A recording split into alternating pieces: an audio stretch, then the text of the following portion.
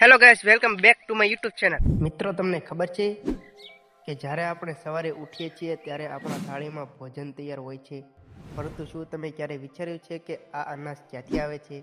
આ અનાજ પાછળ એક ખેડૂતની દિવસ રાતની મહેનત છુપાયેલી છે. તપતું સૂરજ હોય કે કડકડતી ઠંડી હોય કે પછી ભારે વરસાદ, ખેડૂત ક્યારેય પોતાના કામથી પાછળ હટતો નથી.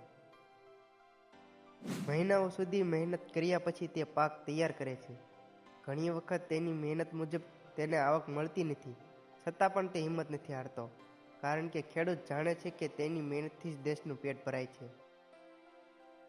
ખેડૂતને પોતાની મહેનત મુજબ આવક ન મળે એટલે આર્થિક મુશ્કેલીઓના કારણે ગાંજો જેવી ગેરકાયદેસર ખેતી તરફ વળે છે. આ કોઈ ગૌરવની વાત નથી, પરંતુ ઘણીવાર ગરીબી, કર્જ અને પાકના ઓછા ભાવ જેવી પરિસ્થિતિઓને કારણે આવું બને છે. ઘણા ખેડૂતોએ પરંપરાગત પાક વાવ્યા પછી પણ યોગ્ય ભાવ મળતા નથી. વરસાદની અનિશ્ચિતતા, કુદરતી આફતો અને બજારમાં નુકસાનને કારણે તેઓ દેવામાં ડૂબી જાય છે. આવી પરિસ્થિતિમાં કેટલાક લોકો ઝડપથી વધારે કમાણી કરવા ખોટો રસ્તો પસંદ કરી લે છે, પરંતુ ગાંજો જેવી ગેરકાયદેસર ખેતી કરવી કાયદેસર ગુનો બને છે અને તેના ગંભીર પરિણામો આવી શકે છે.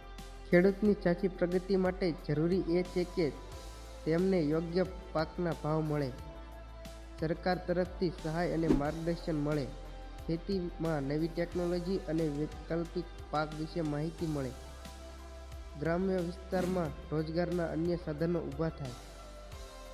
પેટ્રોલ, ડીઝલ વગેરે વસ્તુઓમાં વધારો કરવામાં આવે છે, પરંતુ ખેડૂત આખા દેશનું પેટ ભરે છે. તેની આવકમાં ઘટાડો કરવામાં આવે છે. એમ કેમ?